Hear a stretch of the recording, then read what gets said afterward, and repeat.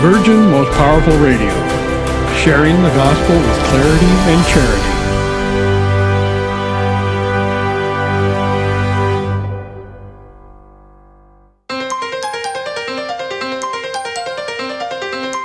And now, Virgin Most Powerful Radio is pleased to present Hands-On Apologetics with renowned Catholic author and apologist, Gary Michuta.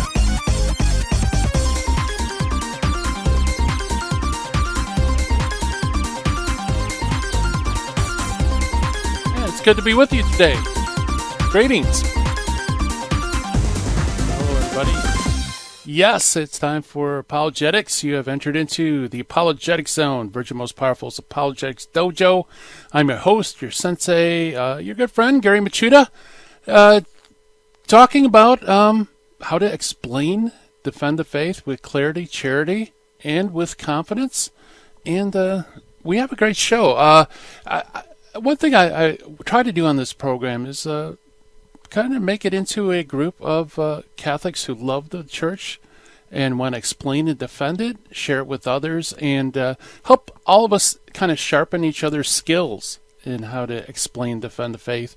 And part of being an apologist is, for those watching on live stream, you notice there's a bunch of books behind me. This is actually a small section of my home library. Is books. Books are our tools, our weapons. Books help inform us so that we can learn from experts. We can learn from those who have gone before us and those contemporary authors today who can impart wisdom and help us sharpen our intellects, learn more about Christ and His church, about church history, things like that. But where do you start? Which books do you absolutely need if you're going to be explaining, defending the faith? Well, guess what? Coming up on the other side of the break, we're going to have the guy who started off the modern Catholic apologetics movement in America. Karl Keating is coming into the dojo, and we're going to continue our series. We're doing a once a month. Karl's coming on board, and we're going to talk about the books that absolutely every Catholic apologist ought to have on their bookshelf. And so today's book is actually I have my copy right here. Theology and Sanity by Frank Sheed. So Karl's going to come on board. We're going to talk about who Frank Sheed was, why this book's important, and why, if you want to defend, explain the faith, why you really should work through that book. It's an awesome, awesome book, by the way. And as always, we are going to do our critical thinking skills, sharpen our critical thinking skills by addressing a informal fallacy. Today's fallacy for finding the fallacy is the argumentum ad baculum, otherwise known as the argument from the stick. How do you like that one? And and also we meet the early church fathers. Today's church father is a relatively unknown person. Nevertheless, he is part of the ranks of the corpus, which we call the early church fathers. His name is Celestius. So we're going to talk a little bit about Celestius. And, of course, you are part of the program, especially when Karl comes on board. Give us a call, 888-526-2151. That's 888-526-2151. We'd love to hear from you. And, maybe you have questions for Karl, especially on material that you could acquire to help you become a better defender of the faith, a more faithful disciple of Jesus Christ. And in case you can't get to the phone but nevertheless have questions or comments, you can always send an email to us at the dojo mailbox, which is questions@handsonapologetics.com. That's questions@handsonapologetics.com. Love to hear from you. Your email flies through the internet directly into the dojo mailbox, which I try to promptly answer every email that comes through there. And occasionally I will hold people some of the letters for the show. We'll talk about on the show. We've had awesome letters in the past. And now it's time for our shout-outs to those watching live stream on social media, on Facebook and YouTube. Hi, everybody. Ah, yes, love the emojis. Yeah, it's a lot of fun. Yeah, okay. I'll watch it. Okay. Just reading some of the questions, but that's not fair to you because not everybody's watching on social media. We also have, thank you for listening to the program live on the air, and those listening on podcast and as always, I always try to point people to this. Books are an awesome resource for apologists for explaining, defending the faith. There are tools. You don't have to know everything, but you have to really know where to get the things you need. So books are an awesome resource to have handy in case you need to research something. But, there's also multimedia stuff. There's there's YouTube channels. There's a Hands-On Apologetics YouTube channel. You can consult all the awesome guests that we've had on the show, along with all the other great programs on Virgin Most Powerful Radio, and also their podcasts can be found on the Mothership website, which is virginmostpowerfulradio.org, all one word, virginmostpowerfulradio.org. And you can access not only this program, but all the other awesome programs that Virgin Most Powerful puts out. And, hey, Charles, how you doing? I turned to the live feed and just happened to see somebody saying, hey, Gary. Hey, Charlie, how you doing? Okay, so without further ado, why don't we jump to the Finding the Fallacy. Finding the Fallacy for today is the fancy Latin name, Argumentum ad Baculum, also known as the argument from the stick or to the stick. Basically, it's committed, and I got this off Wikipedia, so we could talk a little bit about it. By the way, Wikipedia is a great resource, but it also, you got to be careful. I found lots of wrong things on Wikipedia. But anyway, it's committed when someone appeals to force or the threat of force to bring about the acceptance of a conclusion. One participates in argument ad baculum when one points out the negative consequences of holding the contrary position. Okay, so, so basically it's a threat, right? It's, putting, just reminding the person about all the unfavorable things that would happen if they decide to take a particular point of view or a particular path. I don't like that last line, so let's criticize Wikipedia, shall we? One who participates in this, when they point out the negative consequences of holding a contrary position. That could be true, but I don't think it's true in all cases. You could always point out logical inconsistency and error for holding a contrary position. You can also logically argue from, do what's called an argumentum ad absurdum. You could reduce the contrary position to the absurd. That would not be a fallacious way of arguing. That would not be the argument from the stick or argumentum ad baculum. But if you're castigating it and threatening, that if you hold the contrary position, then everybody else is going gang up and beat you up, then that would be the fallacy. So, we'll have to put a little bit of nuanced correction there. But that is our Finding the Fallacy for today. The argument from the stick, basically threatening somebody if they hold the contrary view. So no need to dive into that. I think that's pretty apparent, self-evident. So let's jump to our Meet the Early Church Father for today, who is Celestius, who lived roughly around AD 429. He is probably of Italian origin. And we meet Celestius in history at Rome about the year 405. He was a disciple of a fellow named Pelagius. Now, we've talked about Pelagius and Pelagianism on this program. Not plagiarism, like when you're stealing something, but Pelagianism. And basically that is a heresy where, in a sense, it denies original sin. And so basically we can justify ourselves through our own actions apart from God's grace. So Pelagius kind of argued that we could kind of pull ourselves up by our own bootstraps, just by our natural goodness. And God's grace is helpful, but it's not needed.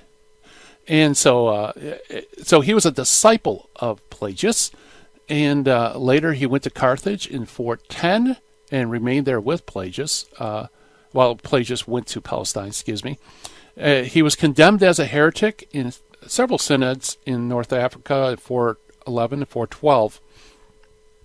He went to Ephesus, where he was ordained to the priesthood, and then on to Constantinople. The next time we meet him is in 417 and 18, where he's back in Rome, and where he was condemned along with Pelagius by Pope Innocent I, and in the former year of Pope Zosimus in the latter. So basically, 2 popes outrightly condemned him by name along with Pelagius. In 418, following the condemnation of Zosimus, Celestius was obliged by imperial edict to leave Rome and return to Constantinople, and it's probably where he died. Basically, we have no trace of him after the year AD 429, and so we assume that he probably likely died somewhere around thereabouts. As for writings from this fellow, we don't really have anything. The only thing that we have from him are fragments that are preserved in other works. Most specifically, St. Jerome mentions some of his beliefs in his letter 133. So if you want to check out, it's almost like a brief little excursus from Celestius.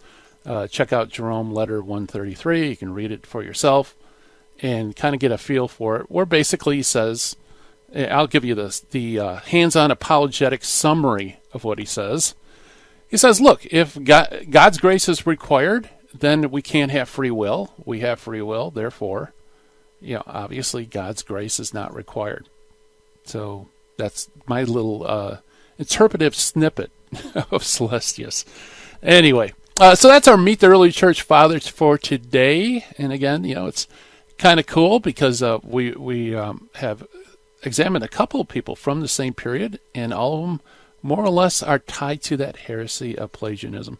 And by the way, we should look out for this heresy. It does kind of sneak in. We can't do good works apart from God's grace, both the desire to do them, it gives us the power to do them, and ultimately he crowns his own work in us when we do good works. All right, coming up on the other side of the break, we're going to be talking with Karl Keating about a book that absolutely every Catholic apologist ought to have on their bookshelf. So stay tuned.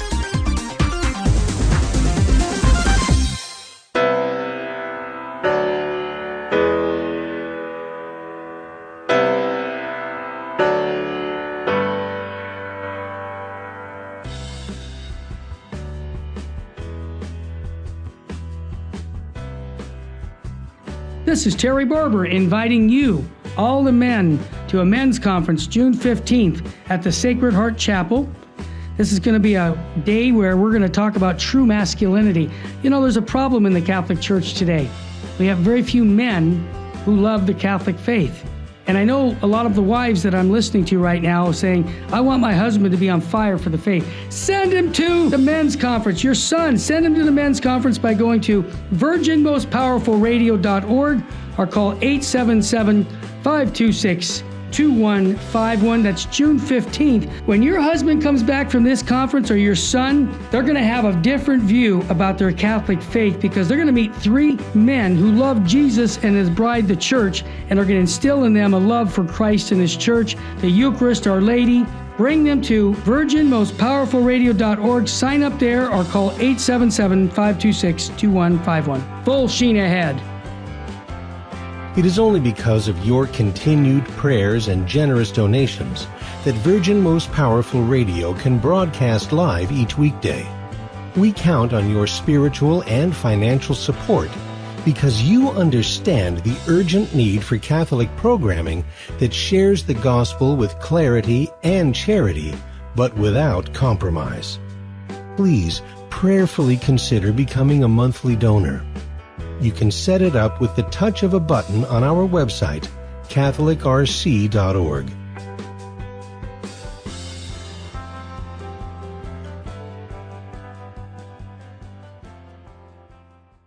Buying or selling your home or your business property? This is Terry Barber. Real Estate for Life underwrites the Terry and Jesse Show, and they can connect you to one of 900 pro-life real estate agents around the world. And when they receive their referral fee, they will give 80% of it to a pro-life organization. Wow, that's 80%.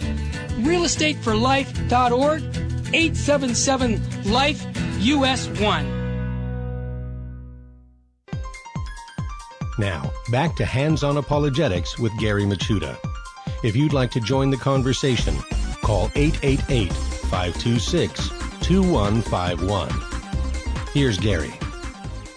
And welcome back, everybody, to Hands-On Apologetics. And we're going to talk about a book that every Catholic apologist ought to have read and have on your bookshelf. And to help us work through that book, we have Karl Keating coming on the show. Karl is the founder of Catholic Answers.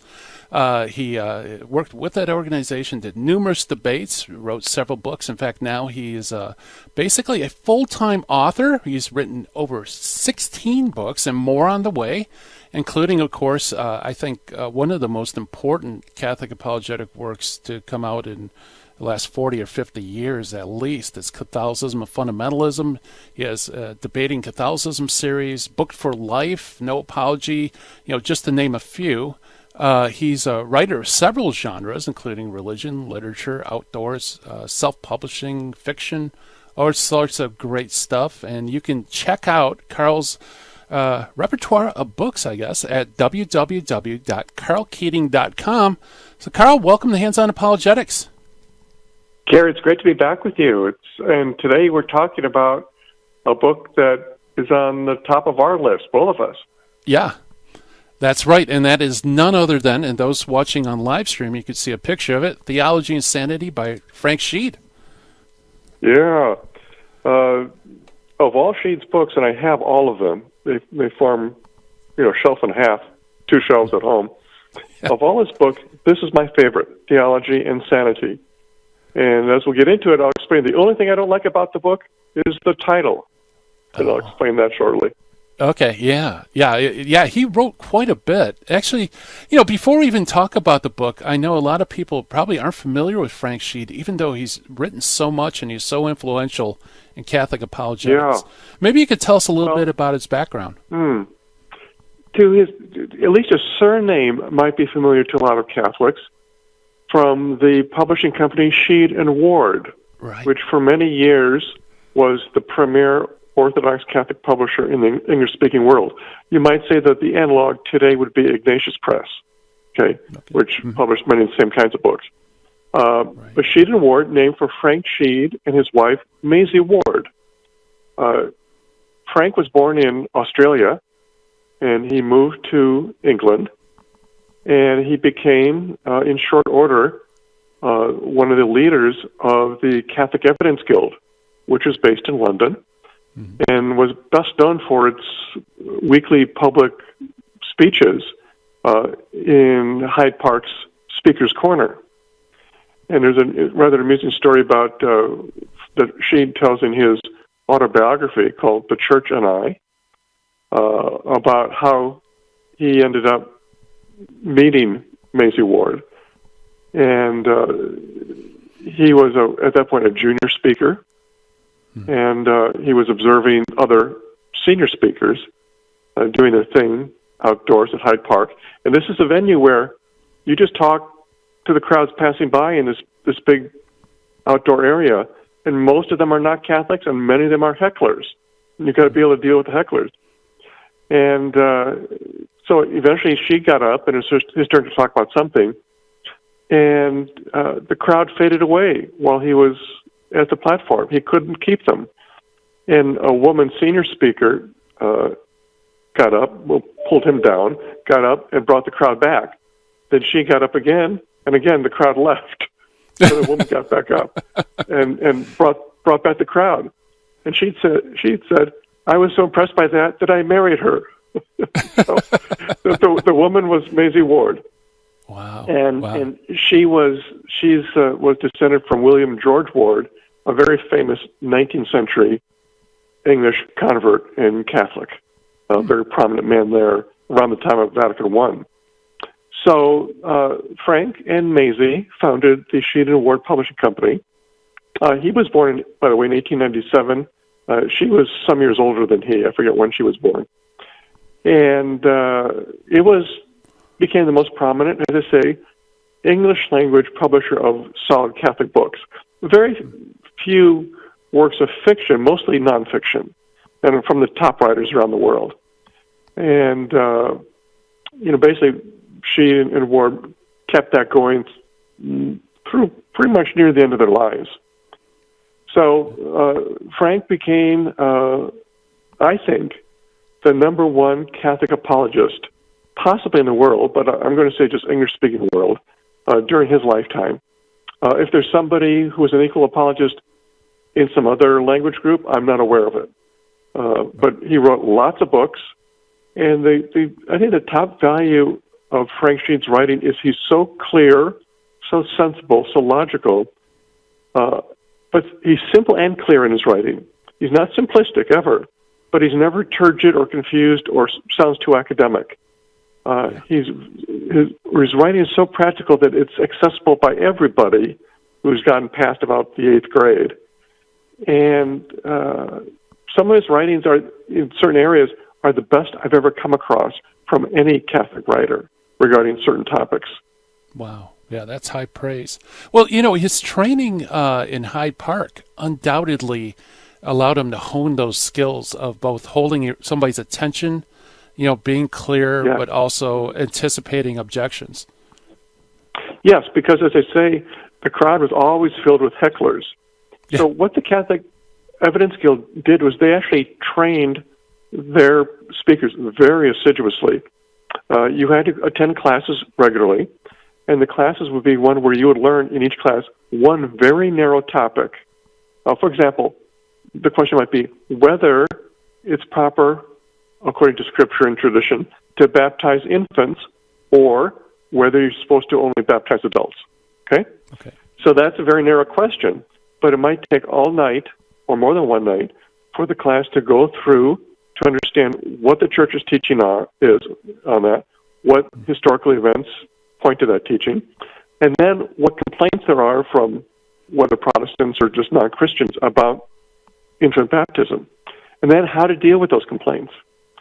And so they would have these classes, normally taught by a priest, but not necessarily.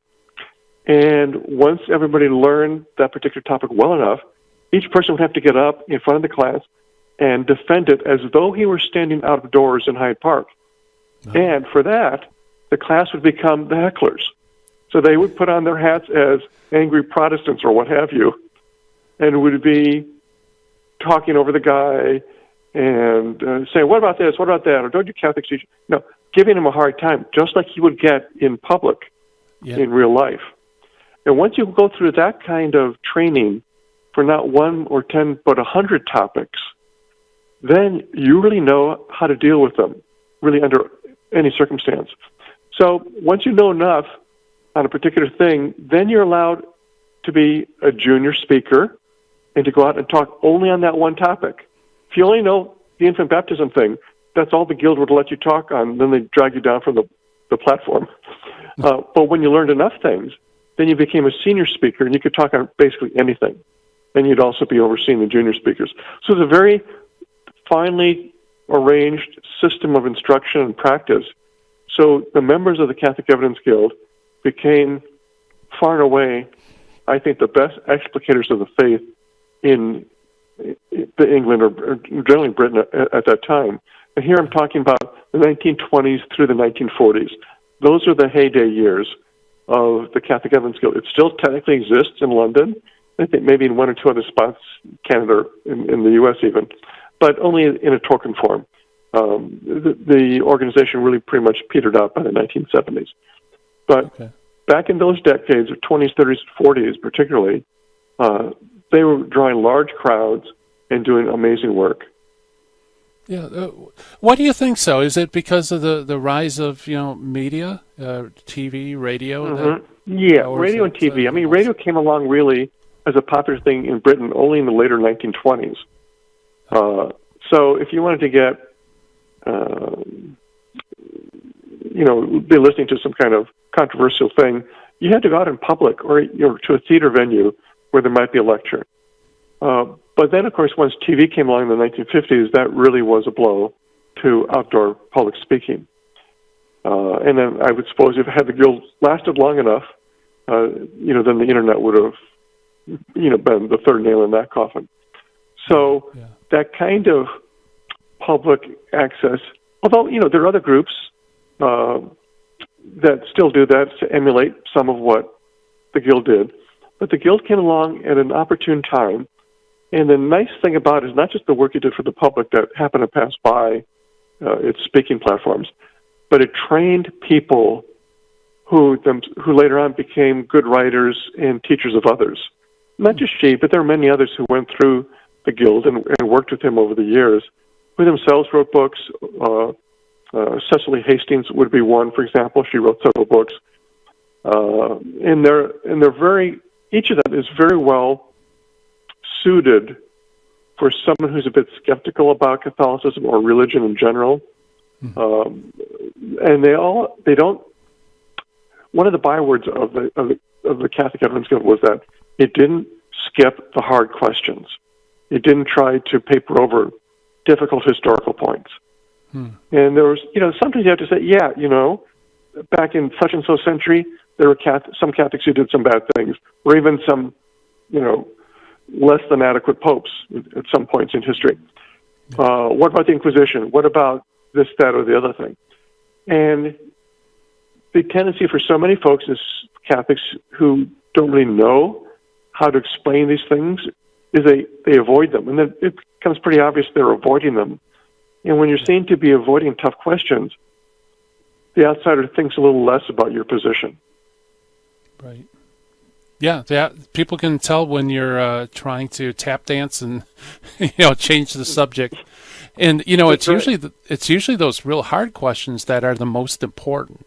If you can somehow address it, even if it's just conceding what you can concede and clarifying what you could clarify, that can go a lot longer than things that aren't so contentious.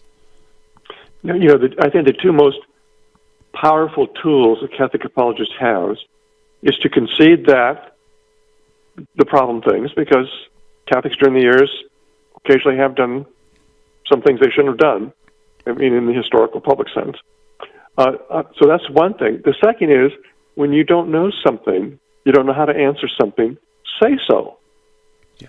And say, I'm sure the Catholic faith is right because it's been right on everything else, but I don't know how to answer this one question. Let me look it up and I'll get back to you. That is the most powerful thing you can say to somebody questioning the faith, is to admit you don't know, but you look it up and you get back to that person. Yes, absolutely. And that gives them permission so that if you say something, they'll have the humility to say, I don't know, but I'll check into it. And so it kind of builds a rapport. It does, because, a lot of people who are antagonistic to the Catholic faith, whether they're Protestants or people brought up in a secular mindset, they're operating from a position of unknown historical prejudice, family prejudice, what have you. My family's always been free thinking, going back to the 19th century word, that kind of thing. Yeah, absolutely. We're talking with Karl Keating about a book that you need to have on your bookshelf, Frank Sheets, Theology and Sanity. We'll be right back right after this.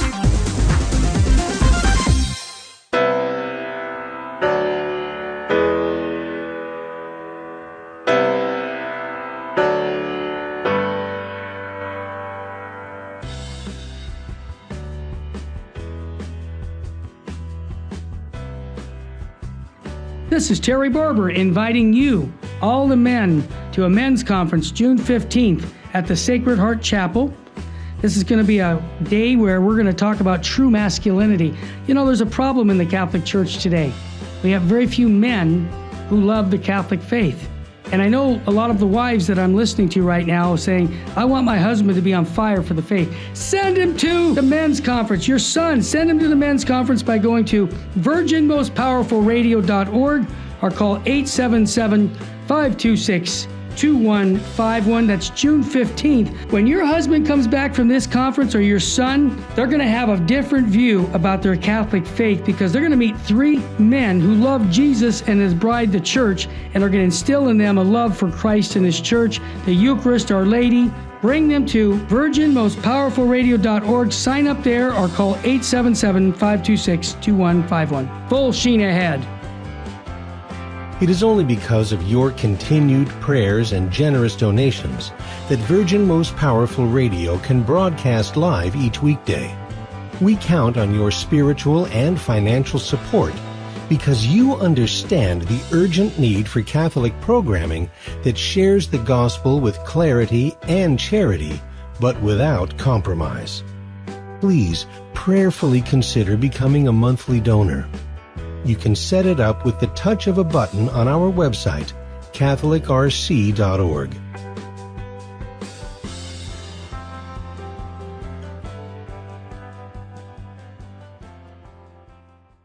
Buying or selling your home or your business property? This is Terry Barber. Real Estate for Life underwrites the Terry and Jesse Show. And they can connect you to one of 900 pro-life real estate agents around the world. And when they receive their referral fee, they will give 80% of it to a pro-life organization. Wow! That's 80%! realestateforlife.org, 877-LIFE-US1. This is Jesse Romero. You're listening to Hands-On Apologetics with Gary Machuda on Virgin Most Powerful Radio. And welcome back, everybody. We're chatting with Karl Keating on a book. We're going through a series of books that every Catholic apologist ought to know and have on their bookshelf. We're talking about Frank Sheed's Theology and Sanity, one of the greatest books in apologetics in the English language, as far as I'm concerned. And Karl, at the beginning of the program, you mentioned that you have almost 2 bookshelves full of Frank Sheed's work, and yet you would single this out as his greatest work. How so? Mm-hmm. Well, partly I suppose there's a personal aspect to it, because in coming across this book, I discovered, in a key part of it, the best explication of the Trinity I've ever read. Yes. And that's always been an issue that has been a little difficult for apologists to deal with in the public, not with other Christians so much, but people outside the faith. I mean, how to explain what we mean by the Trinity. And so I really appreciated that. And there's much else, of course, in Theology and Sanity. I did mention also at the top of the hour, the only thing I don't like about the book is the title. That's right. And here's why. When people look at the title, and they may, especially when they compare it to, I think, Sheed's better-known book with a similar title called Theology for Beginners. Mm-hmm. That's probably the book of his that most people come across first. And that, by the way, is a very good book, and I recommend it highly. Yes. But then they look at Theology and Sanity and begin to say, oh, is this about psychology in some way? Because that's what the word sanity implies. And actually the answer is no. I mean, there are psychological reflections, I suppose, in the book. But what she means is this. All of reality is divided into 2 parts. I mean, Caesar wrote that all of Gaul is divided into 3 parts, in the Gallic Wars. So we can say that, in a way, Sheed is taking one up from Julius Caesar and saying all of reality is divided into 2 parts, the natural and the supernatural. Now, the second of those are the more important of the 2 parts. But here below, the first one, the lesser importance, is the one we're constantly swimming in, and so it's more obvious to our minds. But so many people don't see beyond the natural part. To them, that's the whole of reality. And they're leaving out a consideration of the supernatural part of reality. And, consider the physician who disbelieves in the existence of bacteria and viruses. Would we say that he was, as a physician, was really quite sane? No. We'd say there was something wrong with his mental processes, that he'd be, in a way, insane in terms of medical knowledge if he thought that bacteria and viruses didn't even exist. Mm-hmm. Well, Sheed here is saying there's a kind of insanity if you don't believe or pay attention to the more important half of reality, which is the supernatural. And so for you to be thoroughly sane as a person, you need to have all the components in place, which is an appreciation not just for the world that your senses can perceive, but for that bigger world that your mind can perceive, but your senses can't. Right. And so that's basically where he's getting the idea of theology and sanity, because theology, in terms of healing a person, in many ways is more important than medicine or psychology, because it gives you a sane understanding of the way things really are. In previous shows, I've mentioned to you my favorite line from Leo XIII's Rerum Novarum, his 1891 encyclical, where he says, "There's nothing so salutary as to view the world as it really is." And that's what Sheed is showing in Theology and Sanity. And so, as I say, I would have chosen some different title. I don't have something in mind, but that's the only thing I don't like about the book. Otherwise, I think it's a wonderful book. Yeah, unfortunately, I mean, he's making a really good point with the title, but you're right. It's not something that is self-evident. Oh, this book is obviously about, getting a firm and a true grasp of all reality. It does kind of lend itself to misunderstanding. And, by the flip side, too, is insanity is where we think something is when it really isn't. We're not grasping the truth of the thing in itself. No, yeah. Now, the Theology and Sanity is like Gaul for Caesar. Theology and Sanity is divided into three parts. Okay. After a little preliminary, the first part is about God, the second part is about creation, and the third part is about oneself. So very logical, sort of Thomistic division, really. And under the God part, there are 7 fairly short chapters, running about 50 pages total, about who God is, how we can start to understand the notion of infinity, and then he goes on to the Trinity itself. What do I mean by 3 persons in one nature? What do I mean Father, Son, and Spirit? What's their relation? Are those arbitrary terms? Are they things that actually tell us something about the Godhead, or do they just cover up something?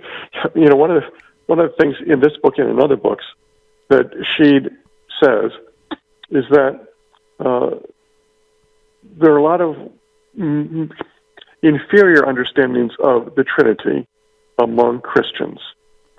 Some of us grew up in a time where it seemed like every other pastor of a parish was an Irishman who would, come in from the old country to America. And the Irish priests, of course, were fond in certain years of using the shamrock as a way to talk about the Trinity. Here we got 3 leaves and 1 stem, therefore 3 persons in one nature. And Sheed, in this book and elsewhere, counsels against those kinds of images. It might be 3 drops of water becoming 1 big drop of water, that kind of thing. And he says, none of those things help you understand the Trinity. They only help you swallow the Trinity. That is, you imagine that you understand it when you talk about the Trinity in terms of 3 drops of water or the 3 leaves of a shamrock. But in fact, those things are not helping you, because if you look at the shamrock, what have you got? 3 separate things in 1 stem. So how is that 3 related persons, but in one nature? Then the 3 drops of water is even worse, because 3 drops of water put together to make 1 big drop, you end up with 1 big drop. You don't end up with 3 distinct drops of water anymore. Right.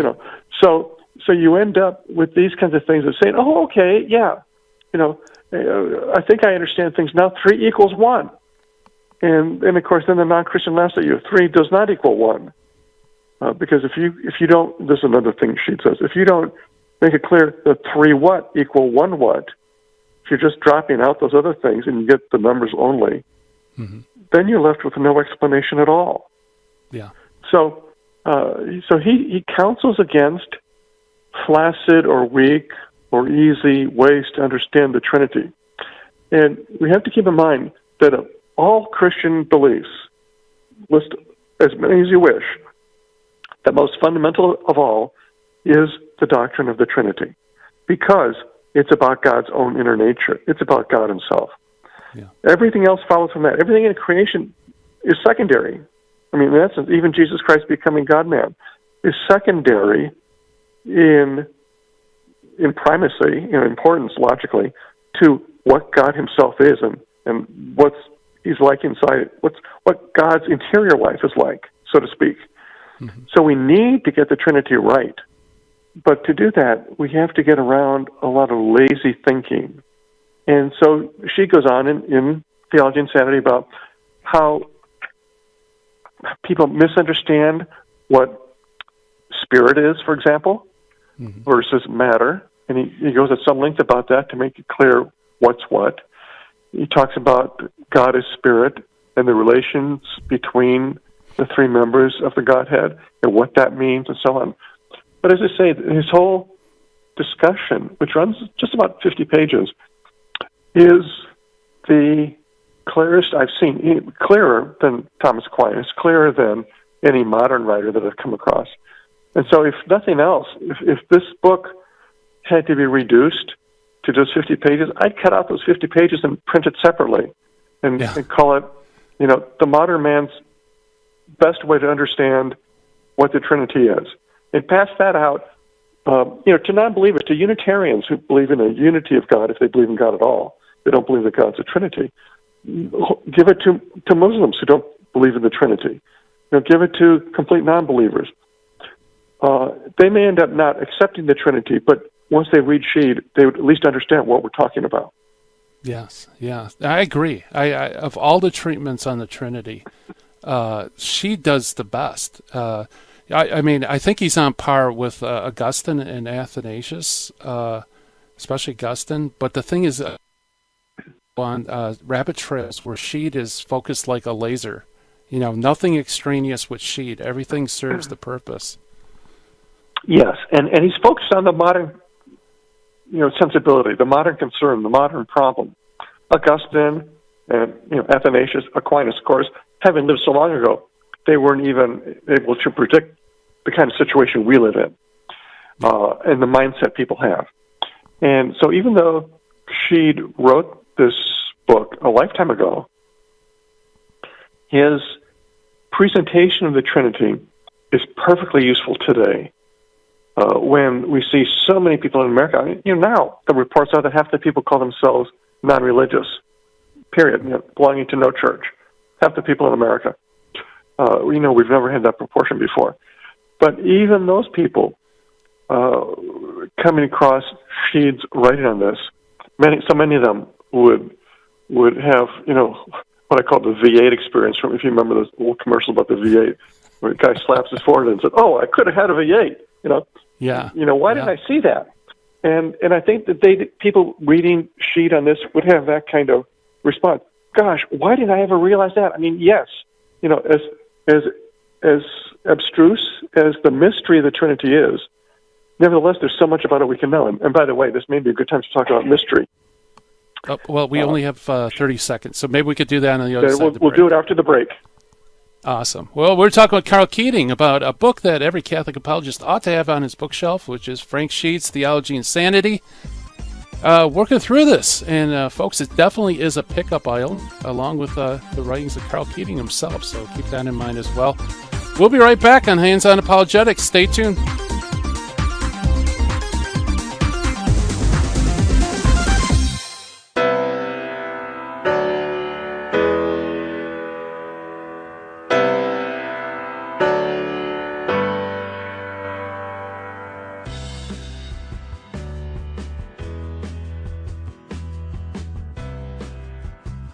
This is Terry Barber inviting you, all the men, to a men's conference June 15th at the Sacred Heart Chapel. This is going to be a day where we're going to talk about true masculinity. There's a problem in the Catholic Church today. We have very few men who love the Catholic faith. And I know a lot of the wives that I'm listening to right now saying, I want my husband to be on fire for the faith. Send him to the men's conference. Your son, send him to the men's conference by going to virginmostpowerfulradio.org or call 877-526-2151. That's June 15th. When your husband comes back from this conference, or your son, they're going to have a different view about their Catholic faith, because they're going to meet three men who love Jesus and his bride, the church, and are going to instill in them a love for Christ and his church, the Eucharist, Our Lady. Bring them to virginmostpowerfulradio.org. Sign up there or call 877-526-2151. Full sheen ahead.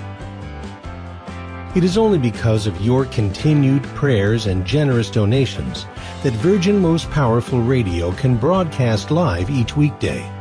We count on your spiritual and financial support because you understand the urgent need for Catholic programming that shares the gospel with clarity and charity, but without compromise.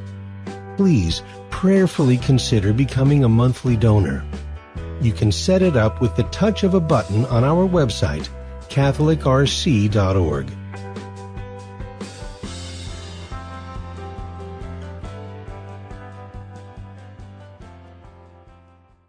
Buying or selling your home or your business property? This is Terry Barber. Real Estate for Life underwrites the Terry and Jesse Show. And they can connect you to one of 900 pro-life real estate agents around the world. And when they receive their referral fee, they will give 80% of it to a pro-life organization. Wow! That's 80%! realestateforlife.org, 877-LIFE-US1. Now, back to Hands-on Apologetics with Gary Machuda. If you'd like to join the conversation, call 888-526-2151. Here's Gary. And welcome back, everybody. We're talking with Karl Keating about the classic apologetic work, Frank Sheet's Theology and Sanity. And by the way, talk about classic works. You can also access Karl's continuing work and authorship at karlkeating.com. And Karl, before the break, you mentioned mystery. I just wanted to jump in that one of my favorite quotes from this book is where Frank Sheet shares about how he was trying to explain what spirit is. And I'm probably going to butcher this, but he says that it's spirit doesn't have a body. It doesn't apply to space and so on. And he goes through all this, what it's not, and then somebody in the crowd says to him, "That's the best explanation of nothing I ever heard." And then it goes on to give a great explanation about what spirit is. And, mystery is another one of those terms that it could end up being more mysterious if you don't explain it right. Yeah, nowadays you hear the word mystery, and to many people's mind, you end up thinking of Agatha Christie or, some detective story. And that's what a mystery is. And but in the religious sense, mystery is actually a technical word of theology. And it means something that has been revealed to us about which we wouldn't know anything had it not been revealed. So in the Catholic faith, we have a number of mysteries. The primary one is the mystery of the Trinity itself. If our Lord hadn't told us that God is a Trinity, we wouldn't know, and we wouldn't be able to reason to it. In fact, the ancient Greeks, Plato, Aristotle, so on, were able, using reason alone, to prove a lot of things, such as God's existence and certain of his attributes, his omniscience, his omnipresence, his omnipotence, and so on. The one thing they could not reason to, and they never approached, was his Trinitarian nature. That was just not something that's open to human reason to conclude from otherwise known things. So The Trinity itself is a mystery. The Incarnation is a mystery. And the real presence of the Eucharist is a mystery. So there are things that we would not know the truth of unless they had been revealed to us by God. Okay, through Jesus telling us this and the Church teaching us this. Now, some people, and Sheet alludes to them, think a mystery means something about which we don't know anything, but we just accept it on faith. That's not the case. Because every time a mystery is revealed to us, we know something about that mystery. So our Lord revealed certain things to us about the Trinity. And as Sheet says, you can't prevent men from drawing true conclusions from true facts. So when we have certain facts about the Trinity, certain conclusions can be drawn from them. That doesn't mean we understand everything about the Trinity. We certainly don't. But it's fair to say that Augustine, who wrote a treatise on the Trinity, knew a lot more about the Trinity than, say, Clement of Rome, who was the fourth pope at the end of the first century. And Aquinas, who lived so many centuries after Augustine, he knew more than Augustine did about the Trinity because there were centuries of scholars and theologians thinking through what conclusions could be drawn from the facts that our Lord told us about the Trinity. Okay. So there's much that we can know, but of course there's much more that we don't know or can't know about any one of these mysteries, whether the real presence or the incarnation or the Trinity. So mystery isn't something that we know nothing about. It's something that we know something about because it's been revealed to us, and it's something that we can draw conclusions about, at least to a limited extent. And, enough really to fill our own desires. So our Lord's revealed to us the truth of the mystery of the Trinity. It's something that we know, we will never know everything about. We can know everything about the multiplication table, and we end up knowing all about that when we're children. There's nothing more to learn about it. And it also can be said about certain other things in life. But these religious mysteries, there's a limit based on, partly on what we've been told, but partly on our own capacities to absorb the information. But yet we can learn so much about it that the knowledge and appreciation of these mysteries ought to be key formatters of our lives, really. Yeah, absolutely. Yeah, in fact, there's a development of doctrine that goes on there where, the understanding of the Trinity grows in the sense that I think it might have even been Sheed using the analogy of walking into a darkened room and you can make out the outline of the furniture and so on, and when you turn the lights up, it becomes clearer, although nothing changes in the room. Yes, and interestingly, historically speaking, development, and this is something also that John Henry Newman wrote a lot about, development of doctrine doesn't mean change of doctrine. It means a doctrine deepening in our understanding of it. Development often comes about in the conflict between heresy and orthodoxy, where somebody will come up with what he thinks is a proper explication of some dogma, and yet he's wrong to some degree, and there's a squabble that goes on maybe over centuries. For example, in the earliest centuries, there was the Arian heresy, which taught that Christ had only one nature, the human, not the divine. That was an error. But it became a very powerful heresy because it attracted many people who found it hard to accept that Christ could have two natures, divine and human. They couldn't see how that mystery could happen, the incarnation. So they simplified things. And later on, there were other people who went the other way and said, no, he's got only a divine nature and not a human. So you've got these sort of paired off heresies, but precisely because that they came up, the church had to work out an explication of the true doctrine.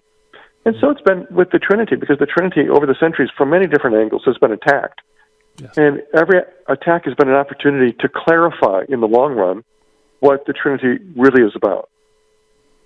Yes. So it's almost like, we could cross off the list that this particular heresy is an explanation, and so kind of by getting rid of bad explanations, it kind of sheds light on what the proper explanation is. That's right. I suppose you could be Hegelian about it and say, there's a thesis, there's an antithesis, and then a synthesis. The thesis is this is what the church teaches. The antithesis is a misunderstanding of it. And then when those two battle, so to speak, there's a more clarified explication of the church's position. So in a way, we benefited historically from people misunderstanding things, even though we wish they hadn't misunderstood. Nevertheless, the very fact that they did misunderstand led us to a deeper appreciation of what the facts really are. Right, yeah. Well, let me throw an objection out at you. Someone could say, well, Karl, I'm a Catholic. I believe in the Trinity. I recite the Creed, but I don't really need to understand it. I could be a good Catholic and go to heaven without really understanding all the intricacies. Why is it important for us to have a good grasp of the Trinity? Well, if this is a man talking, I could say, you're married to your wife.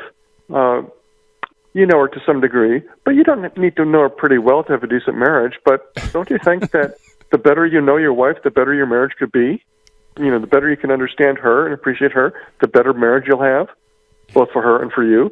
So the more we know God and about God, the more likely it is that our own lives as Christians will be improved, that we'll be more moved to do what we ought to be doing, and moved to not do what we ought not to do.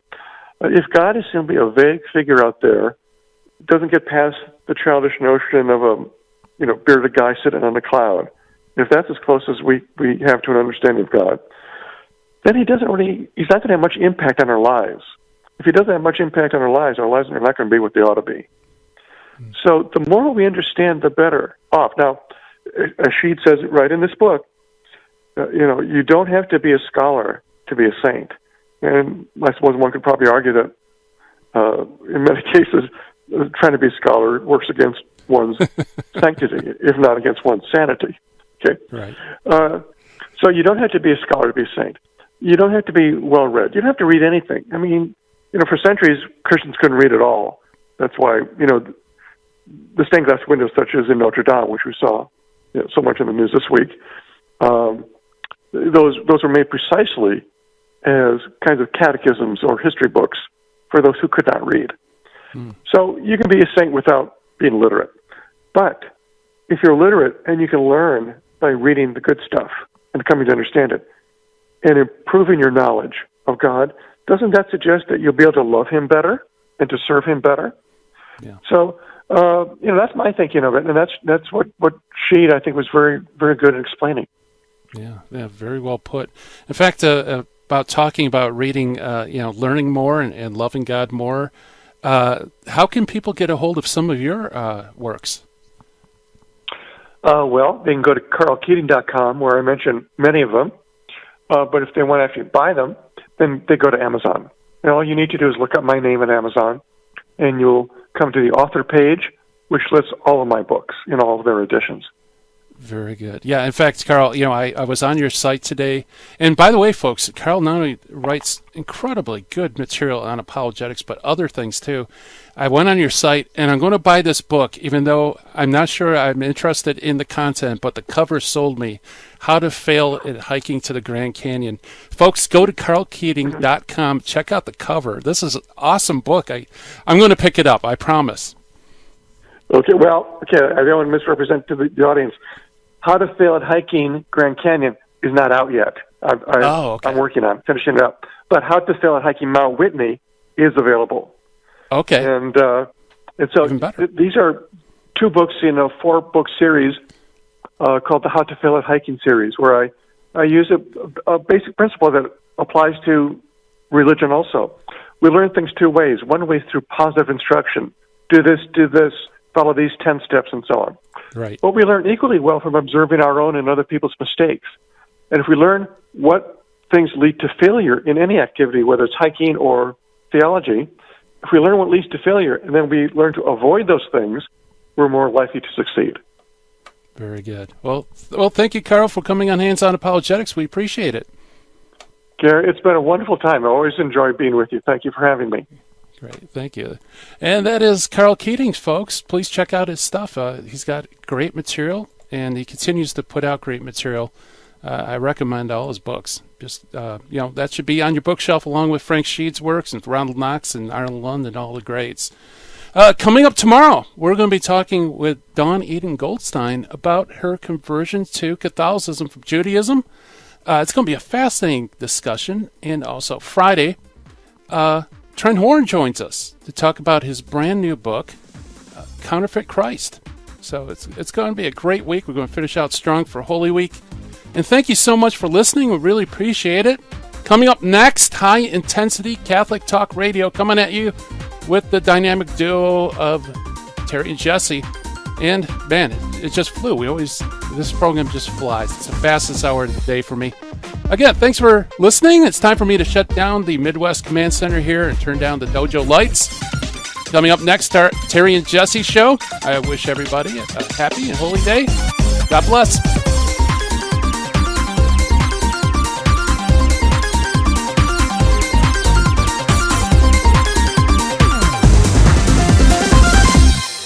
In the 1990s, I lived and worked in Hollywood. But when my wife Betty's mom took ill, we relocated to Orange County.